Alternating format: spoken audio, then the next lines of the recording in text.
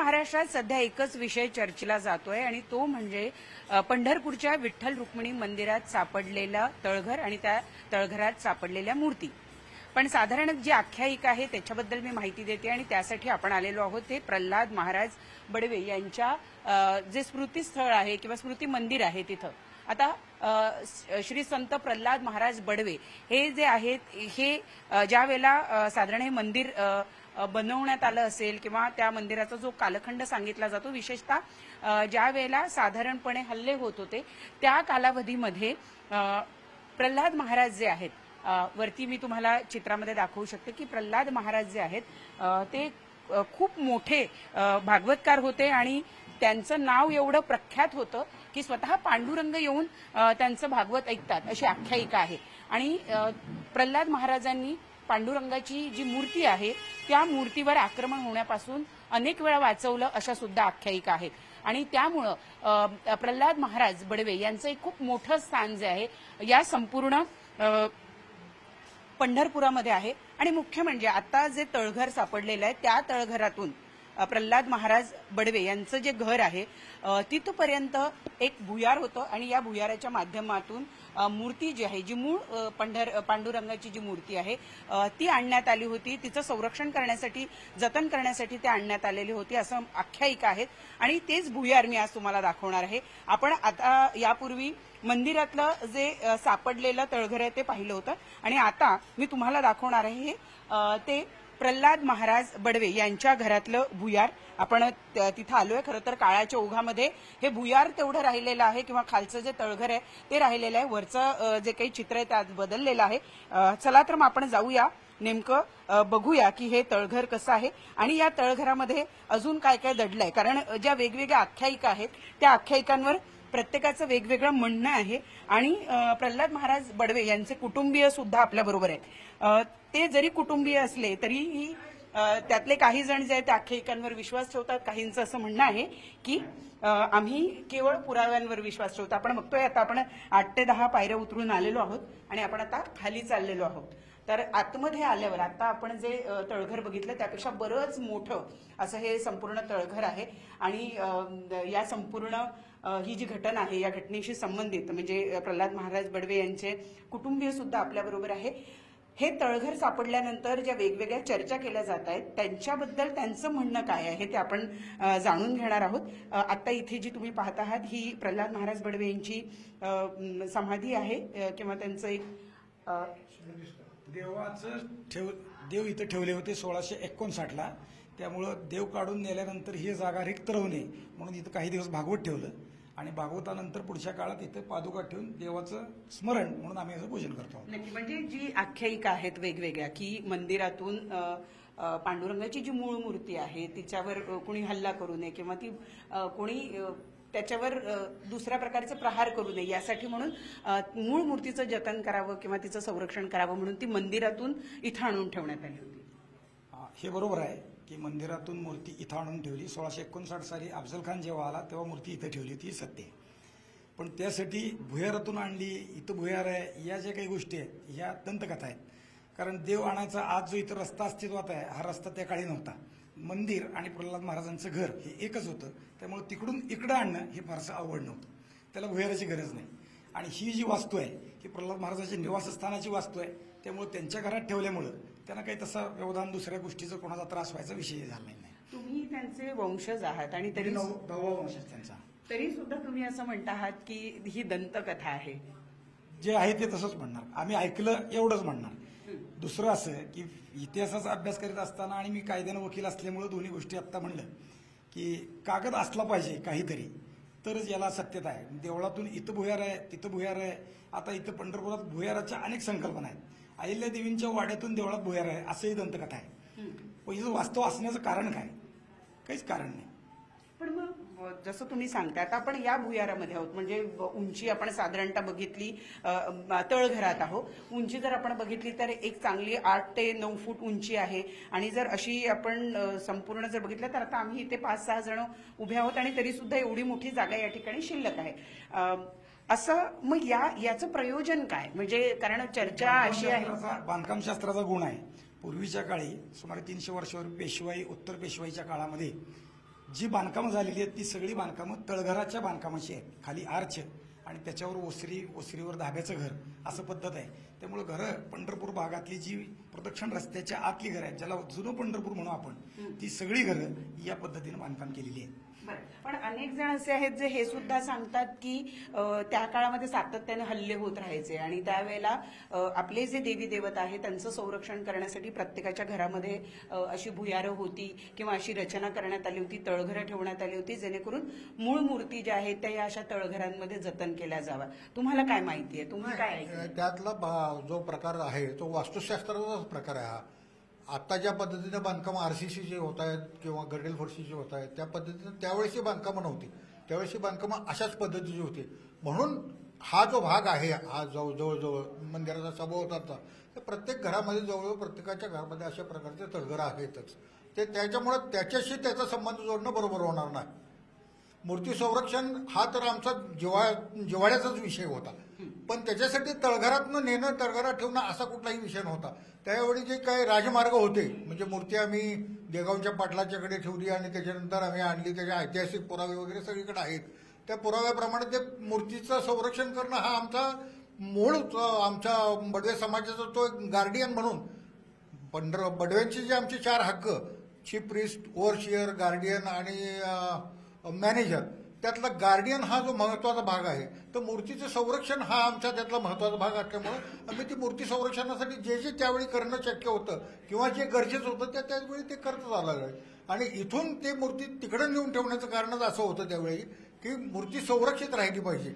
आसपासच्या भागावर त्या आक्रमणाचे परिणाम दिसून येतील आणि मग कुठेही घरामध्ये शिरून, कोणाच्याही घरामध्ये शिरून ते आक्रमण करतील, म्हणून ते देगावच्या पाटलाच्या विहिरीच्या बडदामध्ये ते ठेवलं आणि नंतर ती मूर्ती पुन्हा आमच्या ताब्यात दिली. त्याचे डॉक्युमेंटरी एव्हिडन्स आजही आहेत. पण आता काल जी तळघर आढळलेलं आहे त्या तळघरामध्ये काही मूर्ती आढळल्या आहेत, त्या आढळल्यानंतर तुमची काय प्रतिक्रिया, तुम्हाला काय वाटतं? नाही, त्या मूर्ती संदर्भात आम्हाला खरंच म्हणजे 200 वर्षापूर्वी 300 वर्षापूर्वीच्या काहीच आमच्याकडे लिखित स्वरूपात कुठलं काही नाही. कशा पद्धतीनं त्या मूर्ती तिथं आहे त्याच्याबद्दल काहीच माहिती नाही आहे. कारण 2-3 पिढ्याच्या आधीचा विषय तो आहे. म्हणजे 300 वर्ष 350 वर्ष आता जे मूर्तीचे अभ्यासक आहेत त्या लोकांनी कालपासून जेव्हा मी हे बघतोय डिबेट सगळीकडे पाहतोय, त्यामध्ये त्या लोकांची चर्चा अशीच आहे की सुमारे 300 वर्षापूर्वीच्या त्या मूर्ती आहेत. त्यामुळे 300 वर्षापूर्वीचे ते मूर्ती तिथं का ठेवल्यात, कशा करता ठेवल्यात माहिती नाही. एक मात्र खरं की अशा वेळी अशी आक्रमण मात्र सगळीकडे होत होती आणि ते आक्रमण हिंदूंचे जे दैवत आहेत ते बाटवायचे, विटंबना करायची आणि त्यातलं पहिलं तुळजापूर आणि पंढरपूर त्यांच्या खास ह्याच्यावर टार्गेट होतं त्यांचं. तुळजापूरला ज्यावेळी ते अशा पद्धतीचं आक्रमण व्हायची दिसली त्यावेळी पंढरपुरातल्या लोकांनी ते प्रिकॉशन घेण्याकरता काही त्या काळी काय केलं असेल तर माहिती नाही. म्हणजे आता मी तुम्हाला जे दाखवते हा जो आपण एक भाग बघतोय, या भागामध्ये पांडुरंगाची मूर्ती मंदिरातून संरक्षण करण्यासाठी म्हणून आणून ठेवण्यात आली होती. काही कालावधी ती इथं ठेवण्यात आली होती आणि त्यानंतर जेव्हा तिची पुन्हा प्रतिष्ठापना करण्यात आली त्यानंतर आठवण म्हणून या ठिकाणी आपण बघितलं तर आपल्याला पादुका दिसत आहेत किंवा पाय दिसत आहेत देवाचे या ठिकाणी आणि तिथे नित्यनियमानं यांच्या कुटुंबियांकडनं पूजा केली जाते. तुमचं काय मत आहे? आता ज्या मूर्ती आढळलेल्या आहेत, तुम्ही इतिहासाचे अभ्यासक म्हणा किंवा वकील तुम्ही स्वतः आहात, या मंदिराच्या संदर्भामध्ये काही हक्कांसाठी तुम्ही लढा सुद्धा देत आहात, तर या मूर्तींच्या संदर्भात तुमची भूमिका काय, तुम्हाला काय वाटतं? धर्मशास्त्राप्रमाणे आणि बाकीच्या सगळ्या गोष्टी खंडित बंडित झालेल्या ज्या मूर्ती आहेत, जीर्ण झाल्या आहेत, बोळ झाल्या आहेत, त्या पूजेत चालत नाहीत आणि म्हणून आमच्या पूर्वसुरांनी त्या केव्हा तरी म्हणजे आता त्यातल्या ज्या मूर्ती आहेत त्यात बालाजी आहे आणि एक विष्णू आहे, तर त्या केव्हा तरी काढून ठेवल्या असाव्यात. त्या आता विठ्ठल मंदिरात एक बालाजीचं स्थान आहे, त्यातली ती मूर्ती असण्याची शक्यता आहे. कारण आजचा बालाजी आणि जी सापडलेली मूर्ती यातलं साम्य कमालीचं आहे. दुसरं असं पण आहे की पंढरपूर परिक्षेत्रात कुठं काही झालं तर तिथले लोक खंडित झालेल्या मूर्ती इथं आणून देत होते, असंही काही डॉक्युमेंटेशन सापडतं. त्यामुळं त्यातली ती असण्याची शक्यता आहे. परंतु तेवढ्याच मूर्ती का, म्हणजे आता कालावधी बराच झालेला आहे, दरम्यानच्या काळामध्ये अनेक देवी देवतांच्या मूर्त्या या खंडित झालेल्या असू शकतात, जीर्ण झालेल्या असू शकतात, तर एवढ्याच मोजक्याच मूर्त्या तिथे अशा व्यवस्थित ठेवलेल्या दिसत आहेत. त्याच्यावर काही नाणी सुद्धा दिसत आहेत. मान्य ती नाणी अलीकडच्या काळातली आहे, पण तरी सुद्धा त्या तेवढ्याच मोजक्याच मूर्ती का ठेवलेल्या असतील तिथे? जेव्हा ते तळघर बंद झालं तेव्हा ठेवल्या तेवढ्याच. दुसरे काही आले असतील किंवा दुसरे देव बदलले असतील तर ते कुठे ठेवले आम्हाला ज्ञात नाही काही. कारण परिवार देव जे आहेत मंदिरातले हे वेळोवेळी बदलले गेलेले आहेत. मूळ मूर्ती मात्र कधीच बदललेली गेलेली नाही. परिवार देव वेळोवेळी बदललेत. आता सुद्धा मंदिर समिती अस्तित्वात आल्यानंतर परिवार देवाच्या काही मूर्ती खंडित झाल्या म्हणून त्या बदललेल्या आहेत. आता त्या मंदिर समितीनं कुठे ठेवल्यात की त्यांनी सांगावं. एक मुद्दा जो वारंवार चर्चेत येत राहिला, वादात सुद्धा आलेला आहे. यापूर्वी हीच मूळ मूर्ती आहे का असा प्रश्न उपस्थित झालेला होता. काही इतिहासकारांनी सुद्धा असा प्रश्न तुम्हाला वैयक्तिक काय वाटतं? मूळ मूर्ती जी सिंहासनावर उभी आहे तीच आहे. आता ज्या सापडलेल्या मूर्ती आहेत ह्या एकतर विष्णू असं स्वरूप आहे चतुर्भुज, आणि दुसरं आहे तो बालाजी आहे, हे पण दिसतं तोही विष्णूच आहे. विष्णूचे अनेक नावं वेगळ्या वेगळ्या पद्धतीनं मूर्तीत प्रतीत होतात. म्हणजे 24 नावाचं त्याचे शंख चक्र गदा आणि पद्म कुठल्या हातात काय आहे ह्याच्यावरती ते बदललं जातं विष्णूचं. त्यातल्या त्या 2 आहेत असं आहे. आणि तुम्ही मूळ मूर्तीचा विषय विचारला. अनेक लोकांनी ही पण शंका उपस्थित केली, आज बाकीचा विषय बोलत नाही, की चतुर्भुजही रूपाचं वर्णन देवाचं केलेलं आहे. मग अनेक संतांनी लंगडा बाळकृष्ण म्हणून त्याचं वर्णन केलंय, देहुडा चरण म्हणून वर्णन केलंय. मग प्रत्यक्ष पांडुरंग तसा दिसतोय का? नाही. आज सदानंद मोरेंनी सुद्धा या विषयावरती अभ्यासक म्हणून मत व्यक्त केलेलं आहे. तो मूळ पांडुरंग जो आहे तोच सिंहासनावरचा आहे, तो आहे. तो बदलल्याच्या कुठलाही दाखला नाही. उलट तो इथून दुसरीकडे ठेवला आणि पुन्हा आणला ह्याचे दाखले. ह्याचा अर्थ मूळच पुन्हा आणून ठेवला. मग जर दुसरीकडे ठेवला तर तो बदलता आला असता, पण मूळच जर सिंहासनावर ठेवला तर या बाकीच्या गोष्टीला काहीच उपयोग नाही आहे. आता पुन्हा तुम्ही त्या गोष्टीचा उल्लेख केला म्हणून मी विचारतेय की जसं तुम्ही मान्य करत नाही की इथे काही भुयार असावं मंदिरात जाण्यासाठी, पण तुम्ही एकीकडे हेही मान्य करता की प्रल्हाद महाराजांनी मूळ मूर्तीचं संरक्षण करण्यासाठी ती इथे आणून ठेवली आणि एकदा ती विहिरीमध्ये सुद्धा ठेवण्यात आली होती. याच्याबद्दल काय म्हणजे काय दाखले आहेत किंवा याचे काही एव्हिडन्स आहेत? सांगतो. प्रल्हाद महाराजांच्या आयुष्यात ही घटना 3दा घडलेली आहे. 1659, 1695 ते 1699 या काळात औरंगजेब इथं ब्रह्मपुरी म्हणून मंगळवेढा शेजारी गाव आहे तिथं राहिला होता. हिंदुस्थानचा राज्यकारभार तो तिथून करत होता. त्याचं अरिष्ट लक्षात घेऊन प्रल्हाद महाराजांनी ही मूर्ती देगावच्या पलीकडे, नदीच्या पलीकडे देगाव गाव आहे तिथे ठेवली. इथं पूर्वी ठेवल्याचं त्याला कळालं तर पुन्हा तो त्रास होईल, हा एक त्यातला भाग. आणि 1702 साली पुन्हा एकदा त्यांच्या आयुष्यात ती 3री घटना घडलेली आहे. हे 3 विषय त्यांच्या आयुष्यात आहेत. त्यातलं 1702चं एक पत्र उपलब्ध आहे आणि 1695 ते 99चं देगावकर पाटलाचं रिसीट आहे. शिवचरित्र साहित्य खंड जे भारत इतिहास संशोधक मंडळ पुण्याने प्रकाशित केले आहेत त्याच्या 13व्या खंडात या पावत्या प्रकाशित केलेल्या आहेत. त्या पावत्या अशा आहेत की पहिलं जे आहे ते देगावकर पाटलाला या मूर्ती नेऊन दिल्यावर, विठ्ठल मूर्ती दिल्यावर त्यांनी म्हटलं देव गावाचा, मला गावाने सांगावं मग मी ठेवून घेतो. आणि मग समस्त गावकरी तत्कालीन समाजव्यवस्थेप्रमाणे जे गावाचे मुख्य आहेत त्या सगळ्यांना जमवून प्रल्हाद महाराजांनी त्यांच्यापुढे हा प्रश्न ठेवला आणि गावकऱ्यांनी पत्र लिहून दिलं, देव बडव्यांचा त्यांनी कुठेही ठेवावा, आमचा त्याला आक्षेप नाही. हे पत्र देगावकर पाटलांना दिलं. पाटलांनी देव ठेवून घेतला आणि 99 साली थोडं औरंगजेब इथून हलता झाल्यावर नगरकडे गेल्यानंतर देव परत आणला. तेव्हा पाटलांनी पुन्हा एकदा, आज तुम्ही देव न्याला, उद्या दुसरं कोणी मागायला आलं तर काय करावं म्हणून आमच्या लोकांना पावती लिहून मागितली की आज आम्हाला देवाची मूर्ती ताब्यात मिळाली, आम्ही नेतो आहोत म्हणून. म्हणजे दुसरं कोणी येऊ नये म्हणून. ही पाटलाची दूरदृष्टी आहे असं म्हणेन. आणि दुसरं असं की गावातल्या लोकांनीही लिहून दिलं, म्हणजे गावातल्या लोकांना सगळ्यांना माहीत होतं की देव दुसरीकडे चाललाय, पण तत्कालीन समाज व्यवस्थेतल्या गावाने जसं लिहून दिलं तसं गावाने कुठेही असं सांगितलं नाही बाहेर जाऊन की देव देगावात नेऊन ठेवलाय. म्हणजे बडव्यांच्या बरोबर गावांनी हे मूर्ती संरक्षणाचं काम देगावकर पाटला इतकंच मोलाने केलेलं आहे.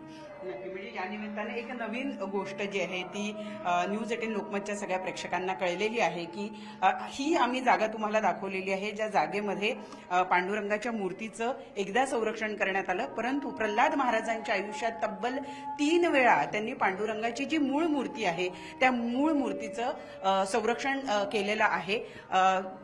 काय तुमचं म्हणणं आहे? माझं म्हणणं असं आहे की मूळ मूर्तीचं संरक्षण ज्या प्रल्हाद महाराज बडव्यांनी केलं, अशा सगळे कागदोपत्री एव्हिडन्स आहेत सगळीकडे जे आहेत, त्या प्रल्हाद महाराजांची वास्तू जी आहे ती वास्तू एक अविस्मरणीय ठेवा आहे आणि तो तसाच जतन राहायला पाहिजे.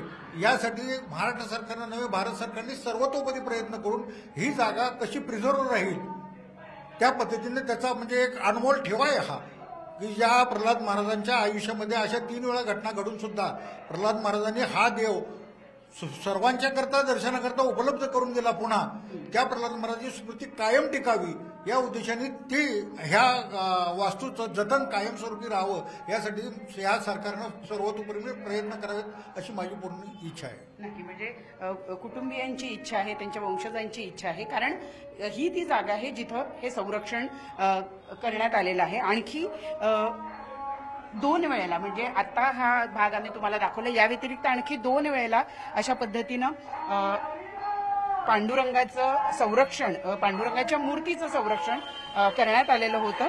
आणि आता आपण येतो आहे बाहेरच्या बाजूला, जिथून अगदी काही पावलांच्या अंतरावर मंदिर आहे. आणि त्यामुळं आपण जर बघितलं तर एक मोठा इतिहास या निमित्तानं, खरं तर या मूर्ती बाहेर आल्यात आणि या मूर्ती बाहेर आल्यानंतर आपल्याला एक नवीन इतिहास या निमित्तानं कळतो आहे. आपण बघतोय की अगदी काही पावलांच्या अंतरावर इथं जे आहे मूर्ती, मंदिर, मूळ मंदिर जे आहे ते दिसून येत आहे.